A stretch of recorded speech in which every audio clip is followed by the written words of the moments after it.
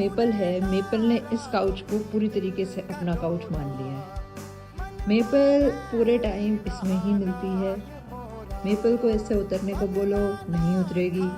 देखो कैसे sleepy face से देख रही है। चलो उतरो नीचे, कम डाउन,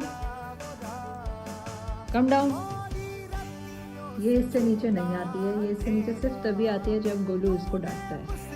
गोलू को बुलाऊं?